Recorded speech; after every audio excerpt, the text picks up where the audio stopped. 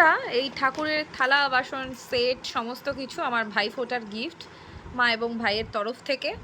তো দেখো, এটা খুব সুন্দর একটা ফুলের সাজি। মা আমাকে অপশান দিয়েছিল যদিও শাড়ি আর এই থালা বাসনগুলোর মধ্যে মানে যে কোনো একটা আমি নিতে পারবো। তো আমি অনেক শাড়ি পুজোর সময়ও হয়ে গিয়েছে, মাও দিয়েছে, বাপের বাড়ির থেকে শ্বশুর বাড়ির থেকে অনেক কিছু হয়ে গেছে, তাই জন্য আমি আর শাড়ি ফাড়ি নিলাম না। এই সাজিটা ভীষণ পছন্দের, এই সাজিটা নিয়েছি। দেখো কি সুন্দর, বেশ জব্দি রয়েছে।